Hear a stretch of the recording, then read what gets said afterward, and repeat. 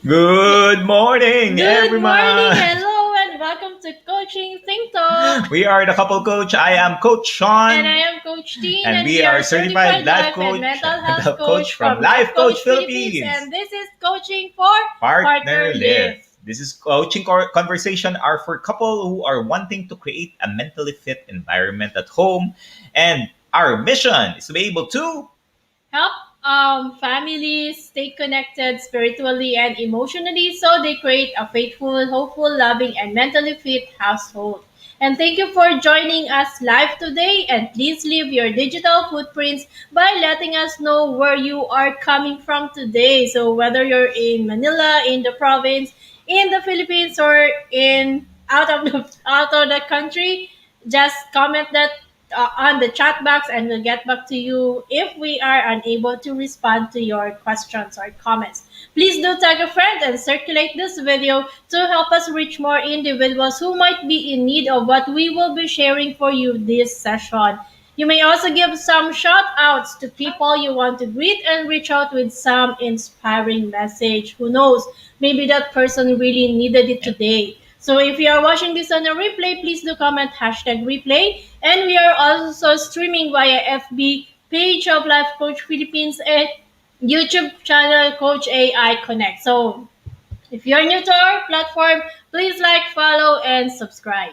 All right. Maraming salamat for joining us this morning. And this morning, on a Monday morning, we're going to talk about the two stages Parang radio of station romantic na. love. Ayan. Nag-change ng tone. Biglang bumaba. Ayan. We're going to talk about two stages of romantic love and why is it important for each and every one of us, especially for your spouse, to understand what romantic love really is all about. And there are stages of romantic love. We would think na may stages ba talaga yan, coach? Meron. And we would be able to explain that to you as we progress in the next couple of minutes, in the next hour, for us and for your husband, for your spouse, for your wife, to have a deeper understanding kung nasaan na ba kayo ng stages of romantic love for today. So again, do share this video niyo, tag them in the comment section below if you have friends in there na, gusto malaman kung asan ba sila, ano ba tong romantic love na ito. And great morning to Romel. Thank you so much for Romel Lanzaderas for joining us this morning. And yes, of course, we also have Joanna. Thank you so much for joining us this morning. All right, magandang morning. Yep. So, bakit ba kasi natin pinag-uusapan ang romantic love?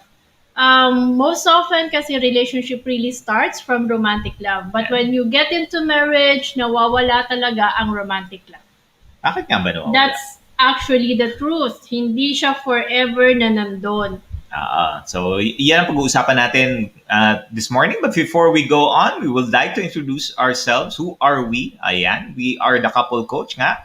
I am Coach Shaun and this is Coach Tin and we are professional life coach from Life Coach Philippines. We are also mental health coaches. So if that is something that you're looking for, want to help you with mental health at home, that is where we help families and couples as well. And we have been married for 19 years. So 19 years na po kami mag-asawa. We have two kids who are 19 and 15 years old. At an early age of 19, ako po ay nabighani sa aking asawa. At sabi ng asawa ko sa akin, type niya ako. So umuon na lang ako sa kanya. Whatever, but really. But pag ganun lang guys, pag kayo na binabaliktad na yung sitwasyon, no? Pero yun. And of course, our mission is really to be able to help 1 million families stay connected spiritually and emotionally so they create a faithful, hopeful, loving, and mentally fit household. Ang marriage kasi is not just about taking care of the kids, supporting the family, supporting your husband, but it's really about creating a safe space for them, a space where you're free to express. Yun po kasi minsan, it's not just about the provisions, the material provisions, the financial provisions. So since we are mental health coaches, this is very holistic for us. So this is also what we are doing to help families. Oh, importante yun. During these times of the pandemic where everyone is at home and seeing each other, di ba, 24/7 almost. Minsan, hindi natin nakikita yung mga nakikita natin ngayon. Before, nung nagpumupunta sa office yung yung asawa natin or yung mga bata pupunta sa school, those are the things that we don't see, but because we see them now, we get triggers left and right, and hindi tayo nakakapag-cope up or transition towards the new normal, and that is something that we would help you with. All right? So, ang question namin to everyone who's joining is, why do you have to work on your marriage? Bakit nga ba kailangan pagtrabahuan ang marriage, Coach Tin? Well, anything in life, you need to work on it. Kahit naman yung goals nyo, di ba, kailangan nyo ding, you do have to do something for it. And with relationship, you have to be able to do something. Kahit nga siya hindi marriage, kahit your relationship with your parents, with your brothers and sisters, it's a work in progress. You have to work for it. Hindi naman pwedeng, andyan lang siya, na ganyan lang, relasyon lang. There is something that you have to be able to give and you have to be able to receive. Yeah. So with marriage, ganun din siya. You have to be able to do something, give something, receive something. As I've said a while ago, I started my life with someone 19 years, at the age of 19 years old. So, maaga pa. I think, Coach Tin, you were 24 or 24 years old. So, when we first met, alam mo yun, lahat na nakikita mo is magaganda. We talked about this last week, talking about kung ano yung nangyayari at ano yung nakikita natin when we see each other in a relationship. Na parang lahat na lang na maganda nakikita mo sa partner mo. Tapos eventually, as you progress, nakikita mo na yung mga irritations mo, nakikita mo na yung mga pet peeves mo, parang yung asawa mo, di ba, insensitive, di ba, may mga ganyan mga bagay, hindi ka pinapakiramdaman, mga ganung bagay. So, ang hirap-hirap at nag-i-struggle ka na parang dati naman ang sweet-sweet ng asawa mo, pero ngayon, hindi na siya sweet. Ano ba nangyayari doon? Ba't kasi gano'n ang guys, kung pag nanliligaw ang sweet-sweet, ay actually, hindi ka nga pala nanligaw.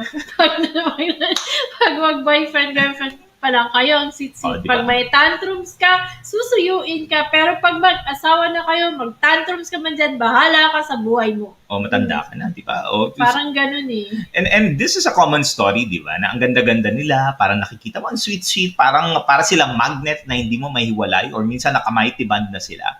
And they cannot be separated. But as they progress in the relationship, as the years progress, there are some things that are changing in the friends that we have. Di ba? May mga asawa, nag-asawa, tapos eventually parang hindi na sila. Like, nagtatanong ka, ang nangyayari? What happened to them? And what we will share to you this morning is we will share to you the two stages of romantic love.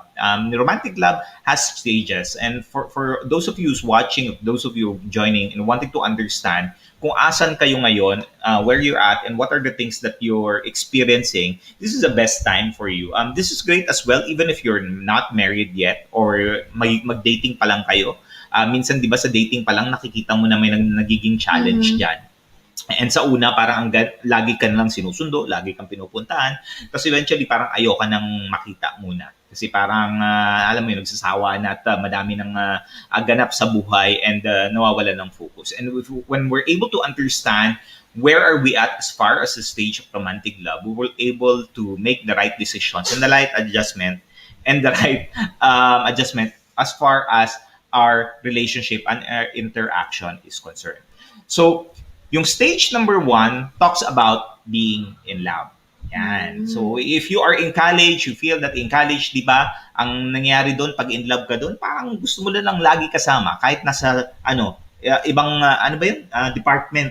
Yan, di ba? Parang naalala ko, nung engineering ako, pag yung girlfriend ng mga engineering, either nasa nursing or BA. Ganyan yung mga Ikaw, Coach Tin, ano bang boyfriend mo dati? Nasang department? Wala. Kasi hindi ako nag-boyfriend ng college. I am so active in school. I'm a student leader, so at madami akong org, so wala talaga akong time for love. Nag-boyfriend ako after I graduated na. Serious student. Ako, Not really. Wala talaga kasi. Yung tipong yung mga crush mo, di ka naman crush. Bakit ano ba yun? Bakit crush ka ng yung tipong, bakit di ka crush ng crush mo? Ayan. Yun yun. Yung mga bakit. Pero really, it's more of, wala talaga sa sa vocabulary ko yung having a relationship during college. But But when I started working, dumating na lang. Pero hindi mo pa din, parang hindi pa din siya eh. Basta madami, magulo ang love life ko. So, wag na muna natin pag-usapan. But in our case, alam naman niya lahat. So, yun. But in our case, yes, dumating kami sa moment na we were in love. We tend to see each other every day and yung tipong syempre nung time na yun hindi pa ganun kauso yung yung Wala pa cellphone noon. cellphone. Mahal pa yung per Mahal hour, pa per yung minute, phone, yung load. mahal pa mag-usap sa phone. So wala pa mga unlimited ko.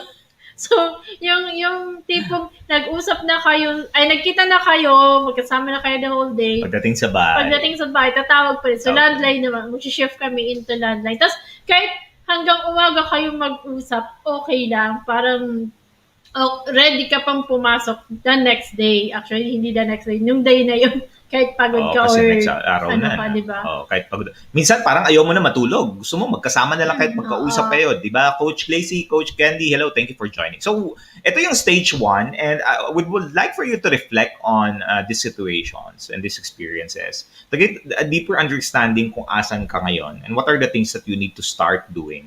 Sabi nga ni Master Coach A, di ba? When you come into a space of reflection, the next step is for you to acknowledge and acknowledge it that it's there. Then the next step is for you to make an action. So the first one, you are in stage 1 of being in love if you are freely doing things for each other without the thought of or cost of sacrifice. Parang hindi ka nagsasakripisyo. Parang gusto mong ihatid lagi yung asawa mo pagpapasok or yung partner mo pagpapasok. Di ba, hindi ka napapagod, nagigising ka na madaling araw. Di ba, na magpe-prepare ka. Tapos ikaw, kahit yung mukha mo, parang gusto mo pang matulog, ganon. Parang and full of energy at hindi siya Yeah, stress. the things you have to do for the love of your life. Yung kahit alanganin, basta nag-message, basta, ay wala pa ka Wala pang cellphone nga eh. O telepono. Ay, Diba, meron na, pero telepono. hindi pa talaga ganun ka, yung unlimited. Yung text kasi pwede, basta wag lang call. Oo, text okay pa. So imaginein mo na walang ka-effort yon. Parang sige, hahatid kita kahit gabing-gabi na, kahit kailangan mong pumasok ng morning and Kahit still you 7 would AM sacrifice plus. it. So Yeah. that is one. So na-experience mo na. Have you ever experienced that or are you experiencing that right now? That is being in love. Number 2, if they go out of their way to spend time with each other, that is being in love. Alam mo yung parang nasa dulo kayo ng Pilipinas at gusto mong magkita kayo, kahit pagod na pagod ka, pupuntahan mo siya at magkikita kayo so that you can spend time. O sabi nga ni Joanna, inabot namin drop call. Si Coach Candy, unlimited kita eh. Instant unlimited ka. Tapos tumatakas mode ka pa, no? O tumatakas mo pa. Tumatakas mode pa kami eh. O, biglang nawala na doon, o di ba? Tapos hindi mo mahanap kung asan pumupunta. Yan. So they would go out of their way to make sure that they see each other na parang hindi sila magkahiwalay. Lahat ng pwedeng tambayan O, tatambay. tinan ba, sa mall, Para lang sa beach, nagkakantuan, nag-uusap. Di mo alam kung anong pinag-uusapan kasi parang everyday niyo siya nakikita pero ang daming pinag-uusapan na hindi maubos. Pati sa creek, di ba, tumatambay doon ng gabi na tapos biglang may kakaibang ganap at natakot at tumakbo. Ikaw yun eh. So yun mga bagay-bagay, di ba, going out of their way for them to be able to be together. The third is the person we love seems to be a perfect, at least for us. So parang Perfect. Walang mali. Walang At blemishes. cute kahit yung flaws, cute yun para sa'yo. Oh. Hindi ka na iinis. Or mainis ka man saglit lang, tapos okay na ulit. O parang yung kainisan mo is a form of sweetness. O, di ba? Parang sweet naman ang kakutan nito. Huh? Parang hindi ka nag-agree. Parang wait. kasi pag inis ako sa kanya, nag-walk out ako, bahala ka din sa buhay. Walk out queen to eh. Lang yung walk out na ako. Yeah, so that is the third. If you are being in love, it means that there's no such work or not much work being done or put in the relationship. But you use the energy to do things for each other. So pwedeng baka may mga times no na parang tinutulungan mo yung mga gawain sa bahay, 'di ba? Nagpapatid, magsusundo, mga ganong situations, or times yung mga tasks naman ng partner mo, sinasamahan mo sila, or even right now ginagawa mo pa rin 'yon if you're newly married. These are the things that you states or calls for that you are being in an in love Kasi stage. sabi nga namin last week, being in love in sa marriage, totoo pa din naman siya, but romantic love lasts only for 2 to 3 years. Hanggang dun lang talaga siya.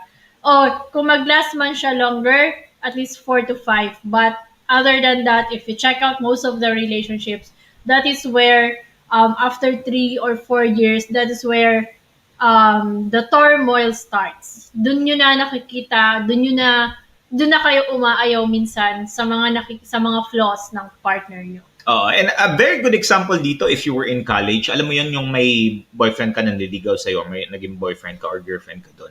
Yung parang ang ganda-ganda ng grades mo, tapos eventually, nung nagka-boyfriend ka, girlfriend ka, parang yung mga grades ng boyfriend mo, yung girlfriend mo, parang bumabawas ata yung Siya grades lang sila. po yun. Oo, Kasi hindi gumaganda. I never Dati, experienced having bad grades. imagine mo, dati line of 79 yung grade mo, tapos naging 75. O, di ba, bumaba? 7 na nga, yak. At least pasado. So may yung mga itong bagay ano mga nangyayari if you are being in love, because wala kang care sa mundo, you just want to be that with that person and care for that person, and you just want to work on having to spend more time Yep. with the person. So yan ang being in love. And lastly, they make each other happy. So Lahat lang happiness. Walang concern pag may issue or something. Hahanapin pa din kung paano maging masaya. parang yung you complete me. Yan. O dapat magkasama kayo para ako'y kumpleto at masaya at joyful. So this is stage 1. If you are being in love or if you are being in an in love state, ito yung mga example of being in love. Of course, when you're able to surpass this, which we are able to do so, alam mo naman, 19 years na kami mag-asawa and we're able to be in that stage. Moving on to stage number 2 is what we call true love. Yan. True love talks about growth. And true love is about You being more intentional in the relationship. Kasi, yung lahat ng gagawin mo, it has to be with intentions now. Hindi na cute yung, kung halimbawa hindi ka na nakukutan sa flaws niya, you have to be intentional to still like the flaws that you see in your partner. Dito na pumapasok yung patience, lahat na. Lahat na ng positive qualities that you can have in a relationship. Kasi it will really stretch out your heart. But of course, it takes work. The both of you shall have to work for it. Hindi talaga pwedeng isang party lang ang kumikilos or nag-aayos ng relasyon. It takes two to tango, so it has to be the two of you. sabi ni Coach Glacy, you and me against the world. O yan yung stage 1. You and me against the world. Pati yung mga nanay at tatay inaaway na dahil lang sa boyfriend or sa girlfriend. Di ba? So, true love is being intentional with what you do and where you spend your time on. Number 2, it requires work to make it work. Yan. Alam mo yung pinagdaanan namin ni Coach Tin yung mga times na parang, okay na yan, kung anong meron dyan, di ba? Parang come what may, ang mga ganun situations. But most often than not, hindi maganda yung nagiging result because you're not really resolving the necessary issues, situations, irritations, tolerations in the relationship, which you're not able to make the relationship work. Kasi, kumbaga, pass me by na lang eh. Parang, when you pass by and that's it. Pag nag-away kayo, okay na. Pag hindi kayo nag-away, okay, it's a win. So, you have to really work for it, kayong dalawa. Yung, mahirap kasi yung ikaw lang, di ba? Tapos siya hindi. Yan. Hindi pwede yan. Yan. So that is true love. Number 3? Rewards as astounding. So, it's really more of you being able to, if there are, it's not really more of punishment, but there are pains in the relationship. But you've got to see the rewards after, or the pleasure after the pain that you will see in the relationship. Outstanding it's outstanding because nakikita mo kasi nag-grow kayo parehas eh. You're able to see your spouse grow, nakikita mo yung sarili mo din nag-grow, yung mga, tolerations mo, yung mga pinag-aawayan nyo dati, hindi nyo na pinag-aawayan. I remember a time na yung pinag-aawayan namin ni Coach Tin is laging parang feeling insensitive, or pag may sinasabi ako, nagagalit yung asawa ko, tapos hindi ko naman talaga siya sinisiraan, gusto ko lang siyang mag-grow. O dati ganun, naaway ako nito, hindi ko maintindihan kung Siya bakit ako din. naaway. Pikon kasi siya. O, So, ganun din siya, pikon din. So, alam mo yun, nagkaroon parehas kami, no? Nagsama kami parehas pikon. But because we are in the mas stage, pikon ka. thank you, because we are in stage number 2, we're now able to work on this, and we're really able to see the benefits of the relationship. Kasi yung mga old tolerations namin and the triggers, wala na, nare-resolve na siya. At naiintindihan namin. And this is where yung value of emotion coaching, which I'm teaching, by the way, in sane parenting, that is something that we need to teach ourselves and also the future generations para hindi na dun dumadaan sa stage natin. Kasi mahirap siya, hindi siya ganun kadali. O, sabi ni Coach Candy, tapos Coach Glacy, sagot ng magulang, paano ka mabubuhay ng pagmamahal? Oo nga, no? Kahit magutom na, basta may pagmamahal, busog na busog. O, di ba mga ganun situation? Pwede lang yun pag romantic stage. Oo. Pero pag True love. nawala na yung romance, ay naku. Siguradong gutom kayo. Siguradong away yun. Number 4, Coach Tin? So they support each other's growth. When you are now in true love, okay lang sa inyo if you have different goals. Like Coach Shaun has a different goal and I also have my own. But we work together that although we have different goals, it goes to one common goal na for the family pa din. Pero hindi siya basis na magagalit ka or something. But went into that stage na may gusto siyang gawin, may gusto akong gawin. Tapos nag-aaway kami kasi, lalo na, kasi at times in the relationship, the two of you will not grow together at the same time. Yeah, true. Remember, it's a journey. Just like in coaching, it's always a journey. So, yung sa case namin, siya yung nauna. Ako yung nauna, pero dumating ulit sa point na parang tumigil ako, siya naman.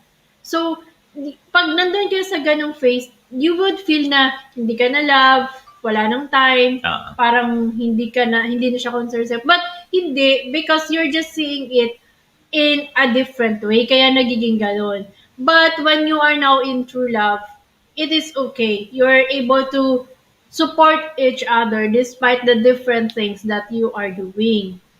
All right. So, and the fifth, it's they understand each other's love language. O yan, dati hindi namin naiintindihan to sa stage 1. Ano ba yung love language na yan? It helps a lot to really know what your love language is. So if you are interested to know what your love language is, kasi minsan madali lang mag-assume eh.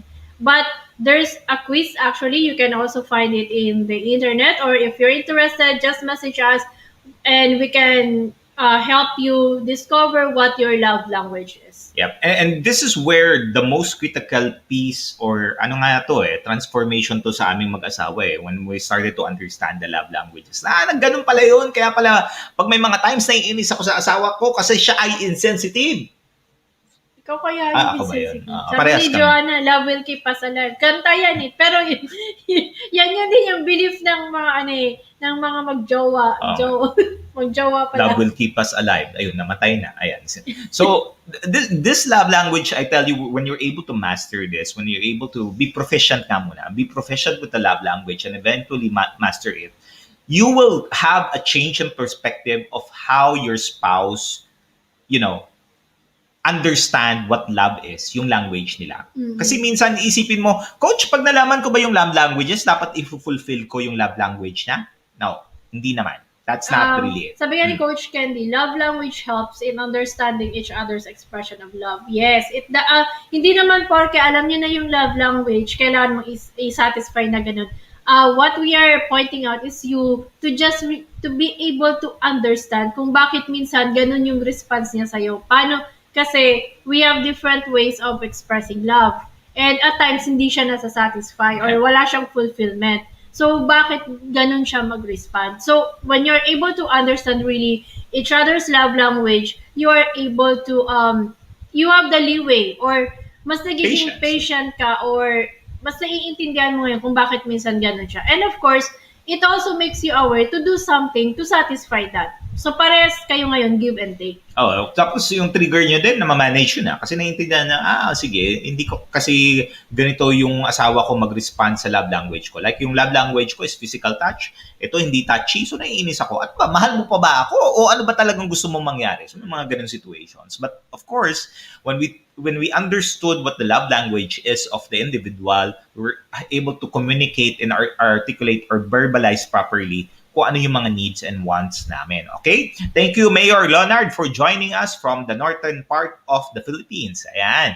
So, right now, we're gonna talk to you about the 5 love languages and the secrets to love that last. And again, high level lang to. If you want to get further or more details with it, more information, if you want to go through the assessment, just let us know. We will be happy to send to you the activity for you to go through the love languages. So the 5 languages, of course, the first love language is the language of. It's the words of affirmation. You verbally express your admiration and appreciation. Ikaw to, no? Ako ba yan? Oh, yung gusto mo na admire ka, sinasabihan ka, oh, good job. Oh, you're doing well. Oh, thank you for taking care of the family. Hindi ako yan. Hindi ba ikaw to? Ikaw to. O baka iba to. O di ba? O yan mga bagay-bagay na kailangan pag-usapan. And the words of affirmation comes from a perspective that the other person, acknowledges na yung hard work nila ay na-appreciate. Alam mo yon, na nasasabihan na, hey, good job. Oy, thank you for taking care of the family. Alam mo yon, or thank you for putting food in the table. Oo, kaya yung nag-I love you sa'yo kasi hindi na. Ikaw kaya yun.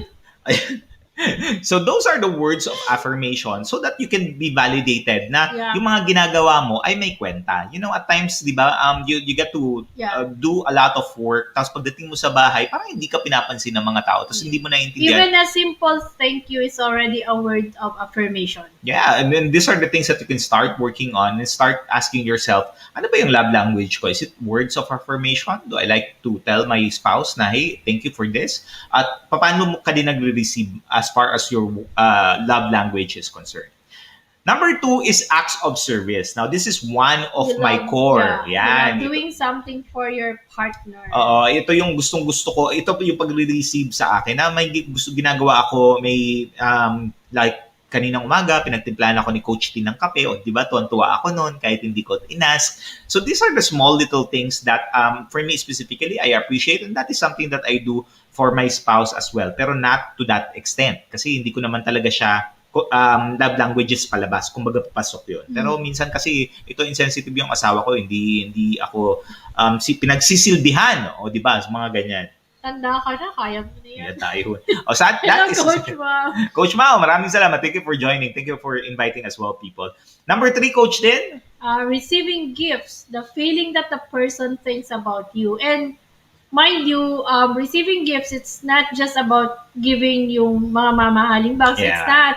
Even if it's just, like, ako, I want to, parang, from time to time, di ba, ma-feel mo naman babae kayo, may magbibigay sa'yo ng flowers, pero dead ba to eh. Hindi kasi ako. Minsan paparinig ka na pag Valentine's. Pero dead ba talaga siya. Sarap saktan. Last time naman, binigyan kita ng pot of flowers that I created. Yan. So may mga bagay-bagay because you have a deeper understanding of your spouse's needs and the love language. Kumbaga nakakapag-adjust ka. Pero may mga times kasi masarap bisitin yung asawa. Di ba, Leonard? But sarap bisitin yung asawa ng sa morning eh. Tapos sa dulo, doon ka babawi. Ang ganda ng ang ganda ng dating. Tapos nakita mo yung nag-gloomy yung mga eyes. And so, tapos parang, di ba, mahal ka na uli. Ayan. So that is receiving gifts. Number 4 is quality time. Giving the other person ito, ako talaga to, yung quality time. Yung pag nag-uusap ka, gusto ko taga-focus ka, may nakikinig ka. Ayoko yung parang naka-poker face sa'yo kasi may ginagawa pa siya. Inis na inis talaga ako dun. Minsan, bala ka na nga dyan. Iniiwan ko talaga siya. Ganun ka din naman Multitasking is a myth. No? I'm used to, in the corporate world, in the call center industry, multitasking is needed. Alam mo yun, may kausap ka doon, may meeting ka doon, may email ka dyan, so multitasking. Kaya pag minsan kinakausap ako nito, parang, naririnig kita, tapos ganun ka pa rin, no? Di ba? Tapos naiinis, hindi mo ako naririnig nga kita, hindi mo nga ako narinig, hindi ko naman talaga siya hindi, minsan talaga wala siyang ginagawa, pero wala siya doon. Tapos sasabihin mo, narinig mo ba ako? O, ulitin mo nga. Tapos hindi niya alam. Ay, naku talaga. Wala ako doon. Tinuro ko po to na as yung mga babae, when they're having conversations, activated lahat yung, I think it's six or seven na parts ng brain. Yung lalaki kasi dalawa lang. So, kailangan ibaba lahat ng lalaki yung mga ginagawa nila at makapag-focus lang na kinakausap ng babae. So, note yan, that is science. O, for those men out there who's watching, and for those women who's watching, be patient to your husband because of the activities in the brain is less than what you are doing. So our Sabi ni focus is Coach very, Shaun, very slim. connecting and sana nga focus. Ano na nga yung sinabi? Sabay, sabay, ano na nga yun? Ay, naku. Or minsan, nasabi mo, tapos papaulit-ulit sa'yo, ano na nga yung ano, parang, so hindi mo ko narinig. Ayan. Di ba? Connecting si Mayor Leonard. Ito, tips for the wives or wife out there. When you are talking to your husband, please walk to them and talk to them in their face. Don't talk to them in their back, on their side. You ask them, let me talk to you. O ganun dapat. O yan ang tip. Para hindi na kayo naiinis. Kaya lang iba kasi inis pa rin pag naglalapit at magtatanong. O dapat huwag kayo mainis. Ganun lang po talaga kami created. So medyo may mga times pa na kailangan baguhin. And lastly, of course, yung physical touch. Yan. Giving someone a hug, holding hands, nagka-cuddling, that is the fifth love language. And sabi ko nga, ito din yung love language ko kasi ito, napaka-insensitive nito, parang ayoko i-hug.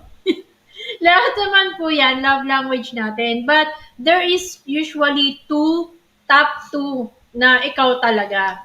The rest just follows. So, there is also an order to it. The one that we gave you, it's not in order because it will depend on your personality. Really depends on you. Sabi ni Joanna, nakabox kasi brain ng mga men, hindi pwedeng naka-open lahat. Well, ba't kaya ganun sila pinake, no? Kasi nga, di ba hunter kami? Pero hindi niya tanggap na mas matalino ng babae. Depende. Depende yan kung saan gagamitin yung talino. But equally, again, there's equality in everything in there. And again, if you are proficient with the five languages and eventually you master these love languages, I tell you, ang ganda ng communication. There's just seamless interaction and you're able to understand each other. Tapos yung feedback or what you call, others call would be criticism. Na-appreciate mo na eh. Kasi, okay, sige, I would now have to pause and think about na, okay, totoo ba yung sinasabi nito? O kung hindi totoo, bakit nasabi ng asawa ko ng ganun? Para nakakapag-assess ka. At hindi mo nararamdaman na ina-attack ka or sinisiraan ka ng asawa mo. Because I think wala namang asawa siguro nauna kayong nag-meet tapos gusto kang siraan, di ba? Wala naman siguro. I mean, there's a lot of factors that the relationship goes into that stage. But in this early stage, or kahit sabihin natin matagal na kayo magkasama, it's still a work in progress. If you will be able to shift, then it would be a great one for you. Ang ano kasi doon, wala naman talagang nag-asawa na later on gusto nila maghiwalay. Well, true. Unless, of course, things change, I don't know, maybe napag-iwanan na, whatever it is. But really, bihira mangyari na, especially in our culture, bihira talaga yung relationship na gusto nyo later on in life, you go separate ways. Again, ito yung mga situations na intentional na nagpakasal kayo, ha? Hindi kayo na shotgun wedding. Iba-ibang situations. Ito intentional na you got married. Alright? So, what we would ask for you to do is to go through these reflection questions on the love language para makatulong na matulungan na kayo at the onset, and you can start having this conversation with your spouse maybe mamaya pag nag-lunch time kayo or maybe later pag natutulog na kayo and have a conversation. So number one is, what do you think is your primary love language? So ikaw muna, ano yung primary love language mo out of the 5 and why is it your primary love language? You write it down, get a journal, a notebook in your phone. This is something that you can start doing and start reflecting on and being honest with yourself. Ikaw muna, be honest with yourself. Huwag mo na isipin yung ibang tao. And second, what do you think? Wag mo muna tanungin sa husband mo. Baka bigla kang ano ba yung love language mo? Wag muna. What do you think muna? Ano sa tingin mo yung love language ng partner mo? Para ikaw, alam mo din na, okay, ito kasi yung kinoconsider ko, ito yung thinking ko na love language ng asawa ko, pero yung pala, may kakaiba. And you, pa-fall siya dun sa third is together, discuss how you think this information will enhance your relationship. Kasi paggawa mo din to sa asawa mo and you have a conversation and how you can better improve the relationship. Kami ang ginagawa namin because we acknowledge na yun yung love language namin. Minsan fulfill namin siya. But again, it's not by force. It's something because you wanna do that, because you wanna see your spouse grow. And it's something na it's from the heart. Hindi lang pinilit mo kasi gusto mo lang ma-fulfill yung needs ng asawa mo. Yeah, it has to be intentional for the both of you. Hindi talaga pwede yung pilit. Pag pinilit mo kasi wala din talaga mangyayari doon sa activity yung dalawa.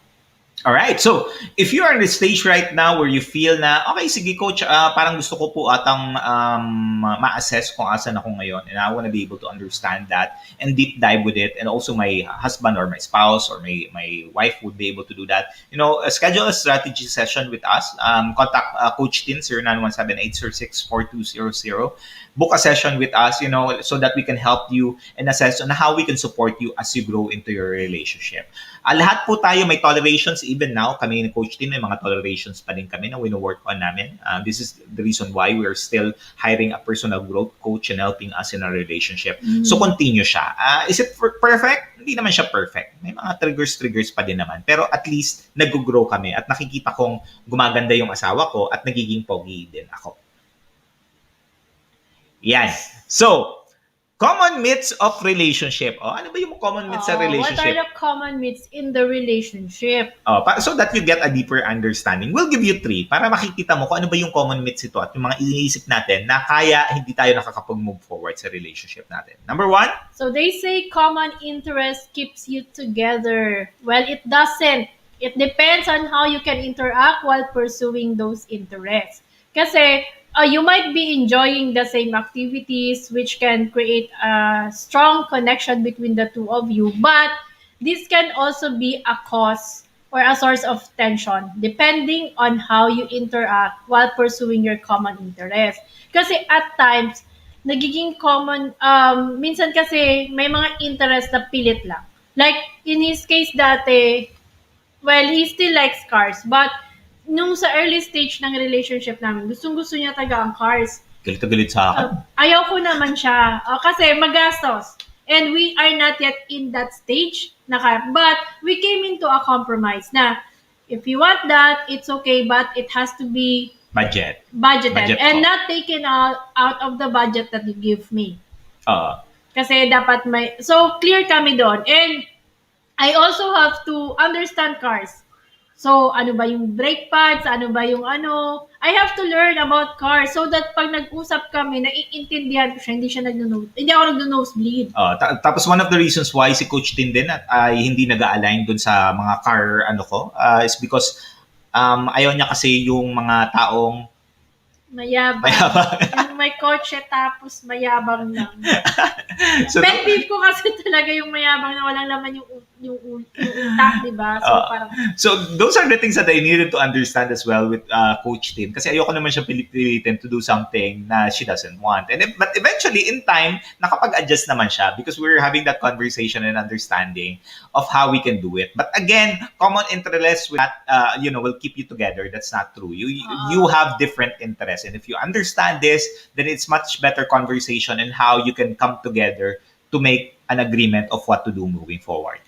Common myth number 2 is avoiding conflict will ruin your marriage. Now, everyone has different methods of dealing with disagreements. Yan. So, for example, if you are constantly barraging your spouse with criticism, for example, that may not be a best policy. An example dito, kami ni Coach Tin, lagi pag binifeedbackan ko siya na mga observation ko, natitrigger siya, naiinis siya, pero hindi ko naman talaga siya iniinis. Pero na-realize ko, kailangan ko mag-back off pakonti-konti for me to understand her and for her to understand me. Kasi pag naiintindihan yon, nakakapag-adjust kayo doon sa relationship natin nyo and sa conversations nyo.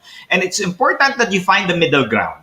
Find the middle ground on how you can agree or disagree, which allows you to talk things together. Dapat pinag-uusapan nyo kasi to. Not to have clashes, not to avoid clashes, but to really to resolve and agree on a compromise. Kailangan mag-compromise. Then eventually you grow as you progress. And lastly, Affairs are the root cause of divorce or separation if it's in the Philippines. But it's not. The truth is that most affairs are not begun in an attempt to quench unfulfilled sexual desire, but rather in an effort to find friendship, support, attention, caring, concern, and respect outside of a relationship that feels lacking in these qualities. In a research by Lynn Gigi and Joel Kelly, they are both doctors of philosophy from the Divorce Meditation Project in Corte Madera, California. They found out that 80% of divorced men and women cited growing apart and loss of sense of closeness to their partner as reason for divorce. And only 20 to 27% blamed their separation on an extramarital affair. And come to think of it, yung extramarital affair is just a result Yeah. of what is not fulfilled in the relationship. Nag-uumpisa talaga yan dun sa communication, and we are a testimony of that. Dumaan din kami sa ganong stage. Oh. Yung kasi ano, ayan na naman ako, passionate lang ako, ay hindi na ako galit. Yung pag kinakausap mo ka ng problema nyo, wala daw. Pero meron pala at sa iba sinabi at hindi sa'yo. Tama ba yun? And again, this one really revolves around the attention and the support Yeah. and the care and the concern of the individual. And yun nga, yung respect then in that, because at times when you share to your spouse, parang imbis na intindihin ng sposo mo, china-challenge ka pa, hindi naman totoo na yan. Bakit mo naman naiisip yan? Bakit mo nararamdaman yan? So may mga ganun situation. So you have Tinatawanan ako reservations. ni Mayor Jordan. So Coach bakit? Nords, tulungan mo ako. Kasi ganun talaga yun. But really, I think when it comes to the relationship, it has to be in a space na na the person is able to express without judgment. Yeah. And it takes really an effort to do it. Kailangan mo siyang mahirap siya. Hindi talaga madali. Like, kung hindi din kami nag-coaching, like wala din kaming naging coach, hindi talaga namin ma-attain yung stage na yon. Because at the end of the day, may triggers. Magkaiba kami pinalaki eh. And what happened is parang pinipilit namin yung i-adapt ko yung nakuha ko doon at i-adapt niya din yung nakuha niya. But come to think of it, you have to be able to create your own na separate doon sa mga natutunan nyo sa mga families nyo. Yeah. Although you can get the positive, but yung mga pangit, kailangan nyo talagang tanggalin. So, in this case, pag tinignan mo talaga, the extramarital affairs does not result because malandi lang yung asawa mo. Malandi lang yung asawa. Inulit ko sa Thank you, ah. Passionate nga ako, Coach AP, di ba? So, yun. But it's really more of ano nga ba kasi yung missing sa relationship? And at times, ayaw nyo kasi siyang pag-usapan. And yun nga, yung pinag-usapan yung tinanong mo na, pero sa iba nagsabi, yun talaga yun eh. Kasi nga, yung sposo mo hindi nakikinig sa'yo or nakikinig man, hindi ina-acknowledge. Especially for men out there. You know, real talk to for men, di ba, ang hirap mag-express yung lalaki. Kasi minsan chine-challenge ng babae, hindi na, bakit mo naman mararamdaman yan? But in reality, we are also emotional human beings. And for the spouse, especially for the woman out there, to come into a space of understanding, na wag yung i-challenge yung thoughts ng asawa mo, I tell you, it will be a different experience altogether. And this is something that we've started to work on to get a deeper understanding kung ano ba talaga yung need of nurturing. Kasi kailangan din both that you nurture each other para naririnig nyo yung mga needs and wants nyo. Not to satisfy the need and the want, but to acknowledge that it's there. Andun eh. Kailangan ng tulong at kailangan ng It's support. really more of not challenging the thoughts, but you can challenge it, but you have to praise it in a different way na hindi niya mararamdaman na parang wala kang tiwala or you don't trust the decision or the concerns of your partner. Yeah. So it takes really work for that. But those are the common myths that you can encounter in a relationship. And pag hindi nyo talaga naayos to, this will also cause the conflict in the relationship at siya yung mga iniiwasan. Costly to pag hindi nyo work on. So, that is where we're at. I mean, coaching has really helped us, be in this state where yung mga ganong mga kung ikaw matitrigger ka ng mga sinasabi ni Coach Tin at saka ako sinasabi ko, kami wala na kami noon eh.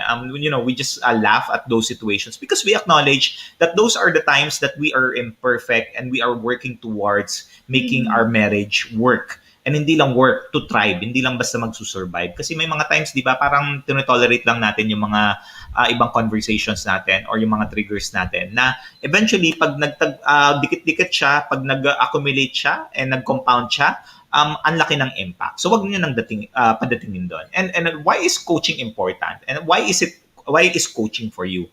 Well, coaching for you, if you want your partner to understand your needs, I mean, coaching will really help you that. Kasi at the first place, kailangan mo muna intindihin yung need mo.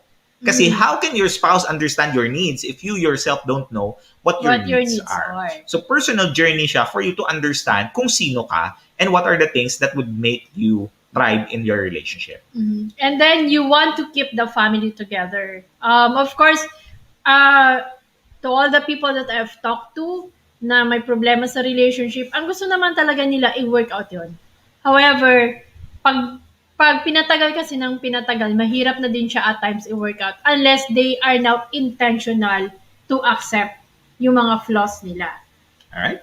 Number three is if you want to have a great relationship with your partner, I mean, coaching is for you. I tell you, the power of like kami we work in the same profession. Dati nagkakainitan kami doon sa opisina namin. Ibang department siya, ibang department ako. Pero ngayon wala na kami, nabawasan na yung mga triggers na yan.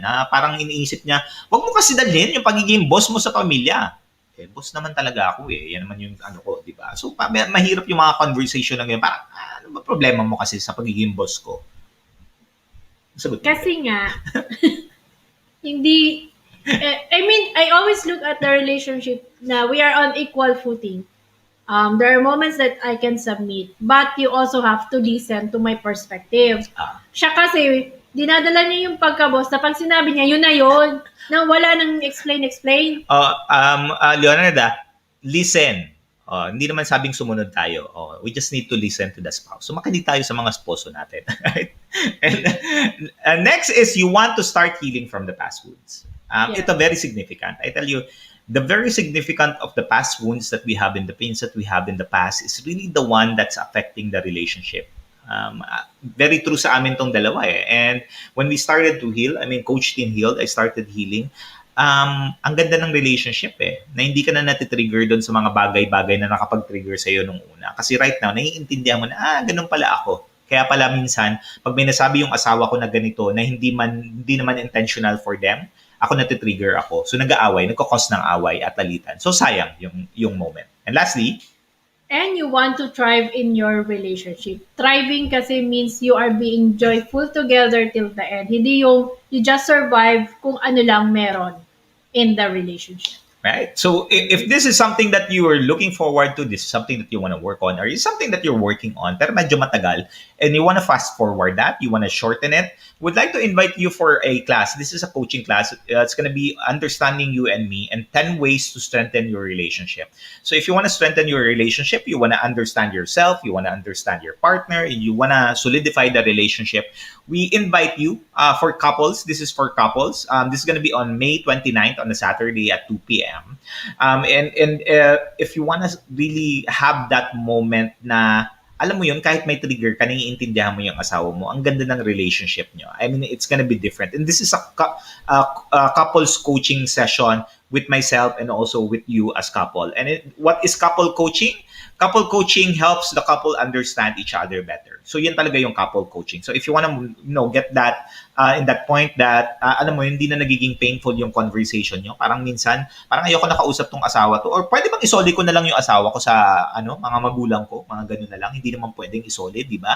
So these are the things that you can work on in couples coaching. And it also helps you identify a better path of the relationship. You times may mindset ka na dapat ito, dapat ganito, dapat ganyan. Hindi nga kasi kayo parehas. So magkaiba kayo. So creating a path for that and creating a plan for that would allow both of you to work together. Hindi of course work on individuals and together as a couple.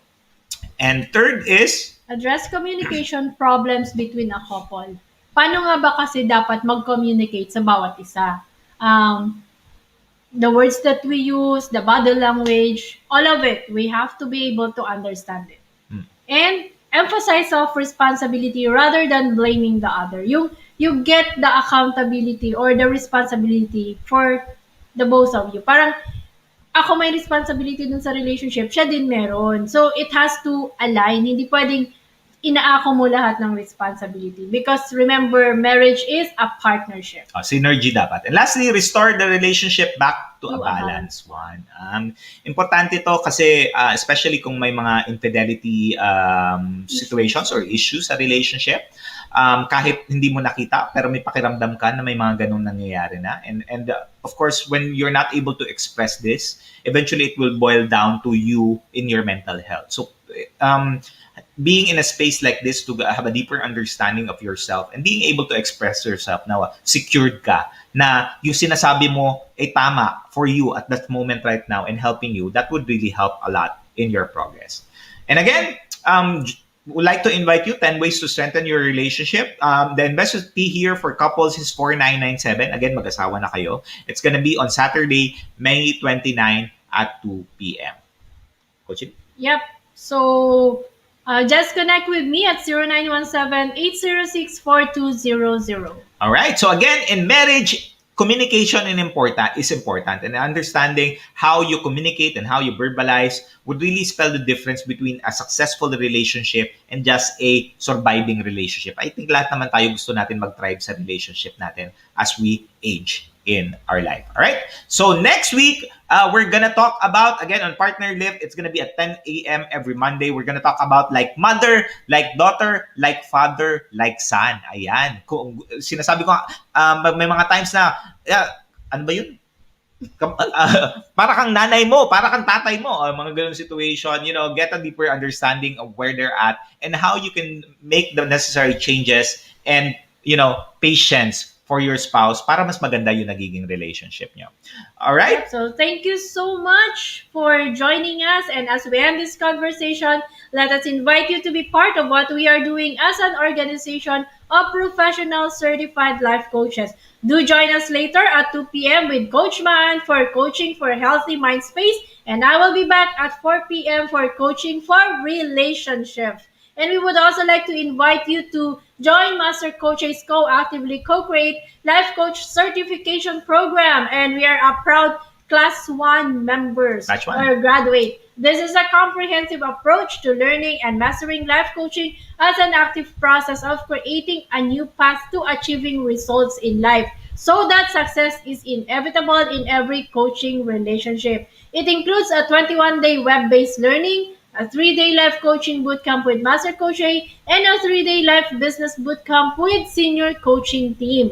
The program package also comes with many other bonuses, so connect with Coach Rizal through 0917-586-1661 to discover the opportunities awaiting you in this profession. All right. So, once again, again, we are the couple coach. I am Coach Shaun. And I am Coach Teen for From Life- coaching for Partnerlift, and from Life Coach Philippines for coaching Think Talk. Coaches like us think and talk like this. This is us in the Philippines. Labang boom, labang boom, labang boom. Thank you, everyone. Bye-bye.